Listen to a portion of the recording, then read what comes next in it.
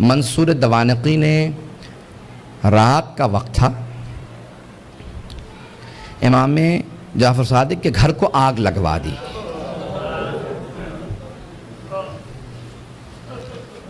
آج کل آپ نے دیکھا روشنیاں ہوتی ہیں، پانی کا نظام کچھ اور ہے۔ پرانے زمانے میں گھر میں کنواں ہوتا تھا، پانی نکالا جاتا تھا، چراغ ہاتھ میں ہوتے تھے۔ رات کا وقت تھا، امام کے گھر میں آگ لگا دی۔ امام کے جو خادم تھے نا، وہ فوراً آگ بجھانے لگے۔ میرے تو دیکھیے گا، ایک جملہ کہہ دوں، اس کے بعد صرف 2-4 منٹ 5 منٹ زحمت دوں گا آپ کو مصائب کی۔ امام کے جتنے خادم تھے نا، وہ سب کے سب آگ بجھانے لگے۔ امام اپنے گھر سے باہر نکلے، گھر میں آگ تھی۔ باہر نکلنے کے بعد نہ جانے صحن میں کیا دیکھا، ایک دیوار سے ٹیک لگا کے بیٹھ گئے اور زاروں قطار رونا شروع کر دیا۔ امام روتے جاتے تھے، خادم آگ بجھا رہے تھے۔ ایک خادم رکا، فوراً دوڑتا ہوا امام کی بارگاہ میں آیا، کہا مولا کیا بات ہے، نہ آپ آگ بجھانے میں مدد کر رہے ہیں، نہ گھر سے باہر جا رہے ہیں، ایک طرف بیٹھ کے روتے چلے جا رہے ہیں، مولا کیا بات ہے، مجھے سمجھائیے کیوں اتنا رو رہے ہیں۔ کہا کہ مجھے شام غریبہ یاد آ گئی، مجھے شام غریبہ یاد آ گئی۔ کہا مولا اس وقت شام غریبہ کیوں یاد آئی ہے؟ مولا نے اپنے خادم کو مخاطب کر کے کہا، تو دیکھ رہا ہے میری بیٹیاں سر پہ برقعے سنبھالے، کبھی صحن میں اس طرف سے ادھر جاتی ہیں، کبھی ادھر سے ادھر جاتی ہیں، کتنی پریشان ہیں۔ جب میں نے اپنی بیٹیوں کو صحن میں دوڑتے دیکھا، مجھے میری پھپھیاں یاد آ گئیں۔ کہا مولا کیوں؟ کہا نہ میرے جد حسین سر پہ موجود تھے، نہ میرے چچا عباس موجود تھے، نہ علی اکبر سنبھالنے کے لیے تھے، نہ قاسم، اور سید سجاد میرے دادا بیمار پڑے تھے۔ جب خیموں میں آگ لگی، ہر بی بی تڑپنے لگی، کبھی اس خیمے سے اس خیمے میں، کبھی اس خیمے سے اس خیمے میں۔ کہا جب ایک مرتبہ سارے خیمے جل گئے، امام سجاد کے خیمے میں، مولانا پیش کر چکے، میں شام غریبہ نہیں پڑھوں گا۔ کہا مجھے شام غریبہ یاد آ گئی۔ عزیزان گرامی، میں صرف 2 روایات پیش کرنا چاہ رہا تھا۔ پہلے مولا نے کہا مجھے شام غریبہ یاد آ گئی۔ دوسرے، جب ایک مرتبہ عاشور کا دن تھا، امام کے گھر کے اندر عجیب و غریب عالم ہے، امام بیٹھ کے رو رہے ہیں۔ اتنے میں کچھ شیعہ آئے، کہا مولا کیا بات ہے، اتنے محزون ہیں؟ کہا حکومت اعلان نہیں کرتی آج عاشورہ ہے، میرے جد حسین کی مجلس کا دن ہے۔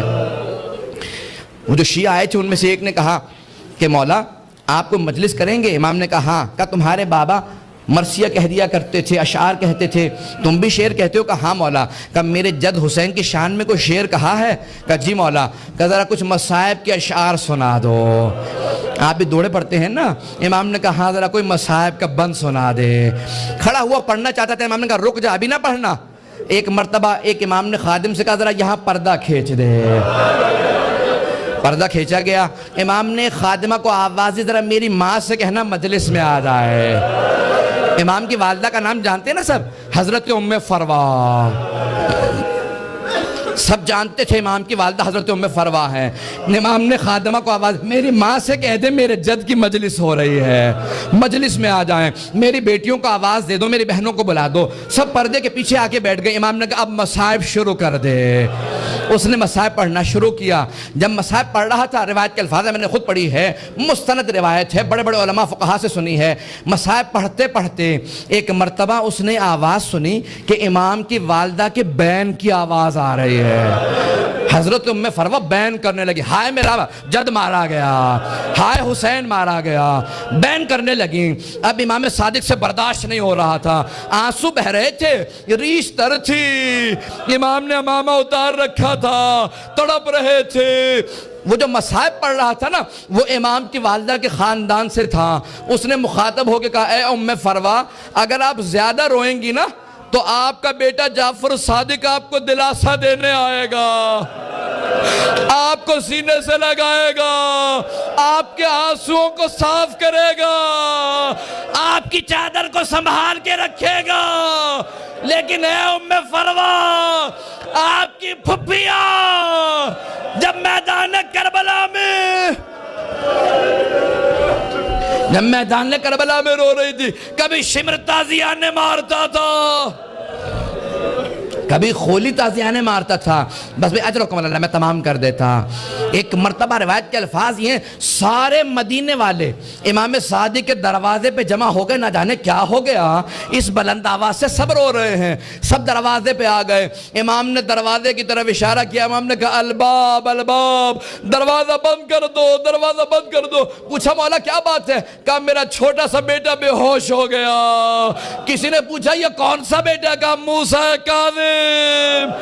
امام موسیٰ کاظم بھی برداشت نہیں کرتے تھے میری پھپھیوں کے مصائب اس طرح سے بیان کیے جائیں، رونے کے اوپر پابندی تھی۔ اجرکم اللہ، بس بھئی میں نے تمام کر دیا ہے۔ ایک روایت کے چند جملے پیش کروں گا، آج کس کو پرسہ دیں گے؟ آپ نے امام صادق کی مجلس رکھی ہے نا، دو اماموں کو پرسہ دیں گے، ایک 12ویں امام علیہ السلام کو پرسہ دیں گے اور ایک اس امام کو پرسہ دیں گے جس کا جنازہ پل بغداد پہ پڑا رہا۔ امام زمانہ کہتے ہیں میرا سلام و میرے جد موسیٰ کاظم پہ کہ جس کا جنازہ اٹھانے کے لیے 4 مزدوروں کو پیسے دیے گئے، 4 مزدوروں نے پیسے لیے جنازہ اٹھایا۔ کہا 5واں ان کے سامنے چلتا جاتا تھا اور نعرہ لگاتا جاتا تھا ماتا امام الرفضہ، رافضیوں کا امام مر گیا۔ کہا جب پل بغداد میں دھوپ میں لاشا پڑا تھا امام رضا پہنچے، کہا ہٹ جاؤ میرے غریب بابا کے لاشے پہ، میں مدینے سے آیا ہوں۔ آج ذرا مل کے کہیں گے اے مولا آپ کو پرسہ دینے آئے، کس کا؟ صادق آل محمد آپ کے بابا کا۔ پیش کروں آخری جملے سن لیجئے بس بھئی۔ منصور دوانقی ملعون نے امام کو زہر بھجوایا، کیسے دلوایا؟ جب ایک مرتبہ سادات حسنی کو گرفتار کرنے لگے، 60 سے زیادہ ایک مرتبہ سادات کو گرفتار کیا، امام کے کان میں آواز پڑی، محلہ بنی ہاشم اکٹھے تھا نا، سارے بنی ہاشم اکٹھے رہتے تھے، امام کے کانوں میں آواز گئی، کہا ارے ان سادات حسنی پہ اتنے پہلے ظلم ہو چکے ہیں، دوبارہ انہیں قید کیوں کیا جا رہا ہے؟ امام اپنے گھر سے باہر نکلے، سر پہ امامہ نہیں تھا، پاؤں میں نالین نہیں تھے، بڑی تیزی سے آگے بڑھتے ہوئے امام نے روکنا شروع کیا، کہا رک جاؤ۔ سب کے ہاتھوں میں زنجیریں تھی، پاؤں میں بیڑیاں، بنی عباس کی فوج تھی، سب کو دستگیر کر کے گرفتار کر کے لے جا رہی تھی۔ امام نے کہا رک جاؤ، امام حسن مجتبیٰ کی نسل پہ بڑے ظلم ہوئے ہیں۔ ایک مرتبہ کسی ملعون نے ایک تازیانہ اٹھایا، تازیانہ اٹھانا تھا، امام کی پشت پہ تازیانہ مارا، امام کا کرتا چاک کیا اور دوبارہ 2-3 تازیانے مارے، امام زمین پہ آئے۔ اس وقت امام بزرگ تھے، بس میں اس سے زیادہ نہیں پڑھ سکتا۔ امام نے پلٹ کے ایک مرتبہ ایک جملہ کہا کہ ہم نہیں چاہتے ہمارے جد کے حرم میں خون بہایا جائے، اس لیے ہم اپنے شیعوں کو جنگ کی اجازت نہیں دیتے، تم اس بات کا ناجائز فائدہ اٹھاتے ہو۔ ایک مرتبہ کسی نے کسی تازیانے کے اندر زہر ملایا، بس امام کا جو زخم تھا اسی زخم کے اوپر تازیانہ لگا، امام نے آواز دی مجھے میرے گھر واپس لے جاؤ۔ ایک مرتبہ سارے بیٹوں نے اٹھایا، امام کو گھر لے گئے۔ اب میرے تو دیکھیے گا میں آخری جملہ پیش کر رہا ہوں، میں نے مصاحب تمام کر دیا۔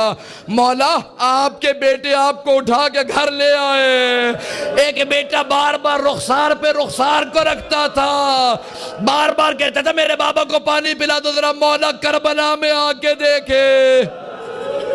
ایک 72 کے لاشیں اٹھا کے لانے والا بھوکا پیاسا ذوالجناح کی پشت سے زمین پہ آ رہا ہے۔